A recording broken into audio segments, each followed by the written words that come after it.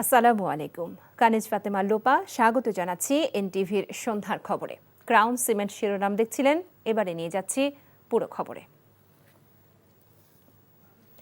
যারা গণহত্যায় জড়িত ছিল, যারা নির্বিচারে মানুষ হত্যা করেছে, ইতোমধ্যেই হত্যাকারী হিসেবে বিশ্বের কাছে স্বীকৃত, তাদের বিচার এদেশের মাটিতে হবেই বলে অঙ্গীকার ব্যক্ত করেছেন প্রধান উপদেষ্টা ডক্টর মোহাম্মদ ইউনূস। স্বাধীনতা দিবস ও পবিত্র ঈদ উল ফিতর উপলক্ষে শুভেচ্ছা জানিয়ে জাতির উদ্দেশ্যে দেওয়া ভাষণে তিনি এই অঙ্গীকার করেন। দেশবাসীকে গুজবে কান না দিয়ে সত্যতা যাচাইয়ের আহ্বান জানিয়ে ডক্টর ইউনূস বলেন, জুলাই অভ্যুত্থানকে কখনো ব্যর্থ হতে দেওয়া হবে না। রিপোর্ট করছেন ফাহাদ মোহাম্মদ। বিসমিল্লাহির রহমানির রহিম। স্বাধীনতা দিবস ও পবিত্র ঈদ উল ফিতর উপলক্ষে শুভেচ্ছা জানিয়ে জাতির উদ্দেশ্যে ভাষণ দেন প্রধান উপদেষ্টা ডক্টর মোহাম্মদ ইউনূস। ভাষণে গত 16 বছরের দুঃশাসন, লুটপাট, ভঙ্গুর অর্থনীতি নিয়ে কথা বলেন ডক্টর ইউনূস। বলেন, গত 15 বছরে $234 বিলিয়ন বিদেশে পাচার করা হয়েছে। সন্তানের লেখাপড়ার টিউশন ফির নামে অর্থ পাচার সবচেয়ে অবাকের বিষয় উল্লেখ করে প্রধান উপদেষ্টা বলেন, এসব অর্থ পাচারকারীদের আইনের আওতায় আনতে আন্তর্জাতিক তৎপরতা চলছে। গত সরকারের লুটপাটের মহোৎসবে গত 15 বছরে $234 বিলিয়ন পাচার হয়েছে। এটা আমরা জানি। কত রকমভাবে পাচার হয়েছে তাও জানার বিষয়। অভিনব এক একটা পদ্ধতি ছিল। পাচারের একটা পদ্ধতি সবাইকে হতভম্ব করে দিয়েছে। এই পাচার হয়েছে বিদেশে অধ্যয়নরত সন্তানের কাছে টাকা পাঠানোর নামে। তিনি সন্তানের লেখাপড়ার জন্য এক সেমিস্টারের অর্থাৎ 3 মাসের খরচ বাবদ অফিসিয়াল ব্যাংকিং চ্যানেলে পাঠিয়েছেন $3,33,00,000, অর্থাৎ প্রায় 400 কোটি টাকা। পাচারের এর চাইতে বেশি তাক লাগানো পন্থা আর কি আছে, তার কোনো সীমা আছে বলে আমার মনে হয় না। প্রফেসর ইউনূস বলেন, যারা গণহত্যায় জড়িত ছিল, নির্বিচারে মানুষ হত্যা করেছে, ইতিমধ্যে হত্যাকারী হিসেবে বিশ্বের কাছে স্বীকৃত, তাদের বিচার এদেশের মাটিতে করা হবে। বলেন, চারদিকে গুজব ছড়িয়ে জুলাই গণঅভ্যুত্থানকে ব্যর্থ করতে পলাতক শক্তি তৎপর।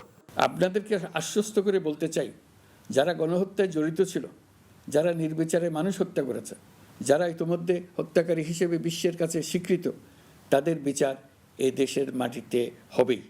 আমরা কিন্তু যুদ্ধাবস্থায় আছি।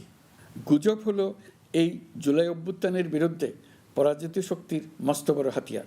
গুজব দেখলেই গুজবের সূত্রের সন্ধান করতে থাকবেন, গুজবকে অবহেলা করবেন না। বহু অভিজ্ঞ সমর বিশারদ এই গুজবের পেছনে দিনরাত কাজ করছে। সীমাহীন অর্থ এর পেছনে নিয়োজিত আছে। এর মূল লক্ষ্য জুলাই অভ্যুত্থানকে ব্যর্থ করা। আমরা তাকে ব্যর্থ হতে দেব না। এবছরের ডিসেম্বর থেকে আগামী বছরের জুনের মধ্যে জাতীয় নির্বাচন অনুষ্ঠিত হবে উল্লেখ করে প্রধান উপদেষ্টা বলেন, এজন্য প্রয়োজনীয় সব প্রস্তুতি নেওয়া হচ্ছে। এবছর ডিসেম্বর থেকে আগামী বছরের জুনের মধ্যে নির্বাচন হবে।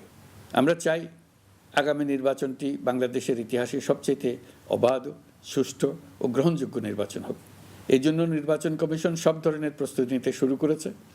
রাজনৈতিক দলগুলো ব্যাপক উৎসাহ উদ্দীপনায় নির্বাচনের জন্য তৈরি হতে শুরু করবে বলে আশা করছি। স্বাধীনতার 54 বছর পরেও এই দেশের নারীরা অর্থনৈতিক, রাজনৈতিক, সামাজিক বৈষম্যের শিকার জানিয়ে বৈষম্যহীন সমাজ গঠনে সবাইকে এগিয়ে আসার আহ্বান জানান প্রধান উপদেষ্টা। Fahad Mohammad, NTV news, Dhaka. থাইল্যান্ডের ব্যাংককে অনুষ্ঠিতব্য বিমস্টেক শীর্ষ সম্মেলনে ভারতের প্রধানমন্ত্রী নরেন্দ্র মোদীর সাথে প্রধান উপদেষ্টা ডক্টর ইউনূসের বৈঠকের ব্যাপারে দিল্লির ইতিবাচক সাড়ার অপেক্ষায় আছে বাংলাদেশ। রাজধানীর পররাষ্ট্র মন্ত্রণালয়ে প্রধান উপদেষ্টার চীন ও থাইল্যান্ড সফরের বিষয়ে ব্রিফিংয়ে পররাষ্ট্র সচিব কথা জানান। বলেন, 4 দিনের চীন সফর থেকে ফিরে প্রধান উপদেষ্টা 3 এপ্রিল বিমস্টেক শীর্ষ সম্মেলনে যোগ দিতে থাইল্যান্ডের ব্যাংককে যাবেন।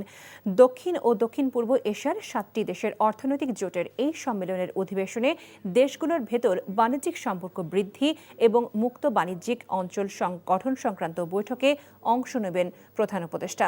4 এপ্রিল দেশে ফেরার কথা রয়েছে তার। পররাষ্ট্র সচিব জানান, 6ষ্ঠ বিমস্টেক সম্মেলনে সভাপতির দায়িত্ব পালন করবে বাংলাদেশ। পিএম মোদী আপনারা বলেছেন যে আমরা প্রস্তুত, দিল্লি প্রস্তুত কিনা, দিল্লি প্রস্তুত কিনা সেটা দিল্লি বলবে।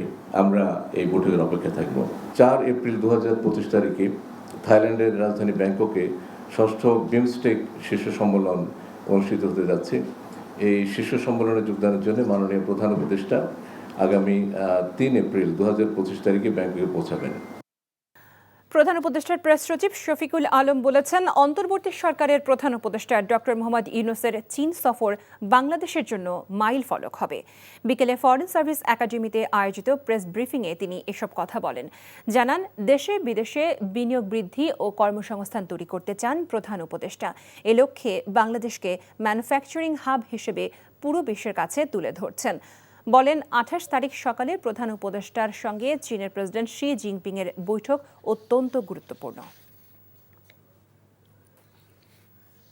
জুলাইয়ের বীর যোদ্ধারা এদেশের গর্ব উল্লেখ করে সেনাপ্রধান জেনারেল ওয়াকারুজ্জামান বলেছেন, জুলাই যোদ্ধাদের স্বপ্ন পূরণে সব সময় পাশে থাকবে বাংলাদেশ সেনাবাহিনী। সন্ধ্যায় ঢাকা সেনানিবাসের আর্মি মাল্টিপারপাস কমপ্লেক্সে জুলাইয়ের আহত যোদ্ধা ও শহীদ যোদ্ধাদের পরিবারের সদস্যদের সম্মানে সেনাবাহিনী আয়োজিত সংবর্ধনা সভায় তিনি এসব কথা বলেন। জুলাই আগস্টের গণঅভ্যুত্থানে এদেশের তরুণদের অংশগ্রহণ সত্য ন্যায়ের পক্ষে যে কোনো সংগ্রামে অনুপ্রেরণা যোগাবে বলেও তিনি জানান। দেশপ্রেম, জাতীয়তাবোধ ও ঐক্যবদ্ধভাবে সবাই কাজ করলে দেশ দ্রুত সুখী সমৃদ্ধ জনপদে পরিণত হবে বলে আশা প্রকাশ করেন সেনাপ্রধান। সংবর্ধনা অনুষ্ঠানে আহত ও শহীদ পরিবারের সদস্যদের সেনাবাহিনীর পক্ষ থেকে আর্থিক সহায়তা প্রদান করা হয়। ২৭ মার্চের মধ্যে তৈরি পোশাক সহ সব শিল্প কারখানার কর্মীদের পাওনা পরিশোধ না করলে মালিকদের বিদেশ ভ্রমণে নিষেধাজ্ঞা সহ আইন অনুযায়ী ব্যবস্থা নেওয়া হবে বলে জানিয়েছেন শ্রম উপদেষ্টা অবসরপ্রাপ্ত brigadier general doctor M Sakhawat Hossain. বিকেলে সচিবালয়ে সংবাদ সম্মেলনে তিনি আরও জানান, এখন পর্যন্ত প্রায় ৯৯% কারখানা কর্মীদের পাওনা পরিশোধ করেছে। ১২টির মতো কারখানার মালিক নিজেরাই সমস্যা তৈরি করছে। তারা যেন বিদেশ যেতে না পারেন সে বিষয়ে স্বরাষ্ট্র মন্ত্রণালয়ের পক্ষ থেকে ইমিগ্রেশনে অবহিত করা হয়েছে। বেক্সিমকোর বন্ধ হওয়া কারখানার সকল কর্মী ও কর্মকর্তার সব পাওনা পরিশোধ করা হয়েছে বলে জানান উপদেষ্টা। মংলা বন্দর সম্প্রসারণ ও আধুনিকায়নে সম্প্রতি চীনের সাথে চুক্তি স্বাক্ষরিত হয়েছে বলেও জানান উপদেষ্টা। তারা টাকা পয়সা দেবে, বলবে আমরা দিয়ে দিয়েছি, শ্রমিকের কোনো সমস্যা নাই, দেখেন গো। কতটা প্রতিষ্ঠানকে এমবার্গোর আওতায় আসতেছে যারা বিদেশ যেতে পারবে না? এরকম বললাম যে 12টা তো টোটাল বললাম। 27 তারিখের পরে যদি দেখি যে আরও কিছু বাকি আছে তাদেরকে বন্ধ করে দেবো। বিদেশে গিয়ে বাড়ি বানাইছে, গাড়ি কোনোটা মার্সিডিজ বেঞ্জের নিচে কারো আমি গাড়ি দেখি নাই। হ্যাঁ, ব্যাংক থেকে হাজার হাজার কোটি টাকা নিয়ে গেছে। এখন যখন ঈদ আসে তখন তারা দেউলিয়া হয়ে যায়, তারা পয়সা দিতে পারে না। আমার কথা হচ্ছে, দিতে না পারেন আপনি আপনার বাড়িটা বিক্রি করেন, গাড়ি বিক্রি করেন। ঈদের কেনাকাটায় ভাষাবির নিচে যাবেন না, হ্যাঁ, তারপর বলবেন আমার কাছে টাকা নাই। That is not going to happen. Social মিডিয়ায় নতুন নতুন অতি বিপ্লবী সৃষ্টি হয়েছে যারা দেশকে নৈরাজ্যের দিকে নিয়ে যেতে চায়। এমন মন্তব্য করে বিএনপি মহাসচিব মির্জা ফখরুল ইসলাম আলমগীর বলেছেন, সেনাবাহিনীকে বিতর্কিত করার ষড়যন্ত্র হচ্ছে। তিনি বলেন, যারা ১০০ গাড়ি নিয়ে নির্বাচনী প্রচারণায় যায় তারা কি করবে তা বোঝা যায়। পাকিস্তানকে সহযোগিতা করেছে, তারা এখন গলা ফুলিয়ে কথা বলে। হাসান মাহমুদের রিপোর্ট। দলের চেয়ে দেশ বড়। মহান স্বাধীনতা ও জাতীয় দিবস উপলক্ষে রাজধানীর রমনা ইঞ্জিনিয়ার্স ইনস্টিটিউশন মিলনায়তনে বিএনপি আয়োজনে এই আলোচনা সভা। আলোচনায় বিএনপি নেতারা মহান মুক্তি সংগ্রামের বীর শহীদদের প্রতি শ্রদ্ধা জানিয়ে ৯ মাসের গৌরবোজ্জ্বল রক্তঝরা সংগ্রামকে স্মরণ করেন। তারা বলেন, মুক্তিযুদ্ধকে অনেকে এখন খাটো করতে চায়। মুক্তিযুদ্ধের যে আন্দোলন, মুক্তিযুদ্ধের যে যুদ্ধ, লক্ষ লক্ষ মানুষের যে আত্মত্যাগ, যারা সেদিন সহযোগিতা করেছে, যারা সেদিন সে হত্যাযজ্ঞে সহযোগিতা করেছে, তারা এখন গলা ফুলিয়ে কথা বলে। অতি দ্রুত নির্বাচনের দিন তারিখ যদি ঘোষণা করা হয় তাহলে জনগণ নির্বাচনমুখী হয়ে যাবে এবং নির্বাচনমুখী জনগণের সামনে যে কোনো রকমের ষড়যন্ত্র এটা টিকতে পারবে না। বক্তারা বলেন, জনগণের ভোটের অধিকারকে বাধাগ্রস্ত করার একটি ষড়যন্ত্র লক্ষ্য করা যাচ্ছে। সংস্কারের উছিলায় নির্বাচন বিলম্ব করার অপচেষ্টা হচ্ছে সেনাবাহিনীকে বিতর্কিত করার চেষ্টাও। সোশ্যাল মিডিয়াতে কিছু নতুন নতুন আমি বলি কুতুব আবির্ভূত হয়েছে। তারা বাংলাদেশকে কোথায় নিয়ে যেতে চায় আমি জানি না। তাদের ভাষা, তাদের বাক্য, তাদের কথা, তাদের বক্তব্য সম্পূর্ণ বাংলাদেশকে একটা রাজ্যের দিকে নিয়ে যেতে চায়। তারা গণতন্ত্রের দিকে নিতে চায় না বন্ধুগণ। আমাদের দেশপ্রেমিক সেনাবাহিনী, তাকে পর্যন্ত আজকে বিতর্কিত করার চেষ্টা চলছে। আওয়ামী লীগ সবসময় গণতন্ত্রকে ধ্বংস করেছে, সুতরাং আওয়ামী লীগকে আর কোনো গণতান্ত্রিক সুবিধা দেওয়ার কথা আমরা চিন্তা করতে পারি না। কিছু গোষ্ঠী, কিছু লোক একটি প্রকল্পের মাধ্যমে শেখ হাসিনার মতো সেটাকে বাধাগ্রস্ত করে আবার গণতান্ত্রিক প্রক্রিয়াকে ধ্বংসের মুখে ঠেলে দিচ্ছে কিনা। এদিকে নয়াপল্টনে বাংলাদেশ ক্রিকেট দলের সাবেক অধিনায়ক তামিম ইকবালের রোগ মুক্তি কামনা করে দোয়ার আয়োজন করে ঢাকা মহানগর উত্তর ও দক্ষিণ বিএনপি। সংক্ষিপ্ত আলোচনায় মির্জা আব্বাস আওয়ামী লীগের সমালোচনা করেন। একটা কথাই আছে, শেখ স্বাধীন কবিতার একটা কথা আছে, বে আদব বে নসিব বা আদব বা নসিব। পরে তামিম ইকবালের সুস্বাস্থ্য কামনা করে দোয়া করা হয়। Hasan Mahmud, NTV news, Dhaka.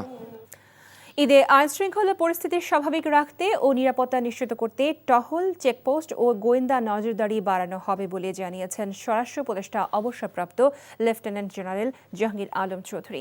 দুপুরে সচিবালয়ে আইনশৃঙ্খলা সংক্রান্ত উপদেষ্টা কমিটির সভা শেষে এই কথা বলেন তিনি। এছাড়া ঈদের আগেই তৈরি পোশাক সহ শিল্প কারখানার কর্মীদের বেতন বোনাস পরিশোধ করতে মালিকদের নির্দেশনা দেওয়া হয়েছে বলেও জানান উপদেষ্টা। বলেন, ঈদের সময় সড়কে যানজট এড়াতে হাইওয়ে পুলিশের তৎপরতার পাশাপাশি দ্রুত টোল আদায়ে ব্যবস্থা নেবার নির্দেশনা দেওয়া হয়েছে। ধর্ষণ সহ নারী ও শিশুর প্রতি নির্যাতন রোধে আইন শৃঙ্খলা রক্ষাকারী বাহিনীকে সর্বোচ্চ কঠোর হওয়ার পাশাপাশি আগের সব ঘটনায় দ্রুত তদন্ত প্রতিবেদন দেবার নির্দেশনা দেওয়া হয়েছে বলেও জানান স্বরাষ্ট্র উপদেষ্টা। সড়ক মহাসড়কে নিরাপত্তা নিশ্চিতের লক্ষ্যে এবং যানজট কমাতে ট্রাফিক পুলিশ ও সিটি কর্পোরেশন কর্মীরা একসাথে কাজ করবে বলে জানিয়েছেন স্থানীয় সরকার উপদেষ্টা আসিফ মাহমুদ। আর মহাসড়কে নির্বিঘ্নে যান চলাচলের লক্ষ্যে সড়ক মহাসড়কের খানাখন্দ মেরামত করা হচ্ছে বলে জানান সড়ক পরিবহন উপদেষ্টা মোহাম্মদ ফাউজুল কবির খান। বিকেলে সায়েদাবাদ বাস টার্মিনালে সিসিটিভি নিয়ন্ত্রণ কর্মকাণ্ডের উদ্বোধন শেষে এসব কথা বলেন দুই উপদেষ্টা। এ সময় আসিফ মাহমুদ বলেন, বর্তমানে টার্মিনাল ও সিগন্যালগুলোতে প্রয়োজনের তুলনায় সিসিটিভি ক্যামেরার স্বল্পতা রয়েছে। দ্রুততম সময়ের মধ্যে এখনকার চেয়ে 3 গুণ সিসিটিভি ক্যামেরা স্থাপন করার পরিকল্পনা রয়েছে। বাস মালিক ও শ্রমিক সংগঠনগুলোর সাথে কথা বলে সড়কে শৃঙ্খলা বজায় রাখতে কাজ করা হচ্ছে বলেও তিনি জানান। সিটি কর্পোরেশনের যারা কর্মকর্তা আছেন, আমরা অভিযোগ পেলাম এখানকার যারা বাস মালিক আছেন তাদের থেকে যে তাদের অ্যাক্টিভিটি একটু কম, তাদের রেসপন্স পাওয়া যায় না। আমরা সেক্ষেত্রেও তাদেরকে অ্যাক্টিভেট করার এবং এখানে আরও ভালো কর্মকর্তা দেওয়া যারা আসলে এখানকার সমস্যাগুলো সমাধান করতে পারবে সেই উদ্যোগগুলো নিব। রাস্তায় তো অনেক জায়গায় মেরামত দরকার ছিল, সেগুলো আমরা মেরামতগুলো দ্রুত যতটা করা সম্ভব ততটা করছি, যাতে ট্রাফিক জ্যামটা না হয়। এইটা একটা কাজ আমরা করছি এবং যেগুলো আনফিনিশড আছে সেগুলো আজকে অথবা কালকের মধ্যে শেষ হয়ে যাবে। 6টি ব্যাংকের মোট সম্পদের হিসাব নিকেশ পুনর্মূল্যায়ন করা হচ্ছে এবং আরও 18টি ব্যাংকের করা হবে বলে জানিয়েছেন অর্থ উপদেষ্টা ডক্টর সালেউদ্দিন আহমেদ। দুপুরে সচিবালয়ে অর্থ বিটের রিপোর্টারদের সংগঠন ERF আয়োজিত বাজেট আলোচনায় এসব বলেন তিনি। কোনো কারণে ব্যাংক বন্ধ হলেও বিনিয়োগকারীরা অর্থ ফেরত পাবেন বলে আশ্বাস দেন অর্থ উপদেষ্টা। এ সময় এক প্রশ্নের জবাবে তিনি বলেন, ব্যবসায়ীদের আতঙ্কিত হবার কোনো কারণ নেই ও কারো ব্যবসা সংক্রান্ত কোনো অ্যাকাউন্ট ফ্রিজ করা হয়নি। এবারের বাজেটে কর আদায়ের লক্ষ্যমাত্রা বড় হলেও তা দেশের কল্যাণে ব্যয় হবে বলে জানান অর্থ উপদেষ্টা। বলেন, প্রয়োজনীয় সংস্কারের পাশাপাশি ব্যবসা বাণিজ্যের স্থিতিশীলতার দিকে নজর থাকবে সরকারের। ভয় থাকে ব্যবসায়ীদের, এখন যেভাবে ধরছে, এতগুলো কেস হচ্ছে, অ্যাকাউন্ট ফ্রিজ করে দিচ্ছে, এগুলো তো ব্যাংকের ব্যবসা অ্যাকাউন্ট কিন্তু ফ্রিজ করা হয় না, একটা পার্সোনাল অ্যাকাউন্ট করা হয়েছে। অতএব ওদের মধ্যে এসে থাকে। আর এফডি একটা বিরাট একটা সেমিনার এসে হবে তো, তাই না? এপ্রিল মাসে আমরা ওখানে চেষ্টা করবো যে ফরেন ডাইরেক্ট প্রায় 50 দেশের মধ্যে প্রাইভেট, আমরা এনকারেজ করবো প্রাইভেট ইনভেস্টমেন্ট আসা। That will definitely replace our dependence on the সুস্থ সংস্কৃতি বিকাশে করণীয় শীর্ষক আলোচনা সভা ও ইফতার মাহফিল করেছে নিহা সাংস্কৃতিক সঙ্গীত একাডেমি। বিকেলে রাজধানীর তোপখানা রোডের একটি রেস্টুরেন্টে আয়োজনে প্রধান অতিথি ছিলেন সাবেক প্রধানমন্ত্রী ও বিএনপি চেয়ারপারসন বেগম খালেদা জিয়ার ব্যক্তিগত আলোকচিত্রী মোহাম্মদ নুরুদ্দিন আহমেদ। বিশেষ অতিথি ছিলেন বিটিভির GM নুরুল আজম পবন। বক্তারা তরুণ প্রজন্মকে যথাযথভাবে গড়ে তুলতে সাংস্কৃতিক আয়োজনের প্রয়োজনীয়তার কথা তুলে ধরেন। এজন্য অভিভাবকদের এগিয়ে আসার আহ্বান জানান। অনুষ্ঠানে সভাপতিত্ব করেন এশিয়ান সাংস্কৃতিক সোসাইটির সিনিয়র সহ-সভাপতি আনিসুর রহমান।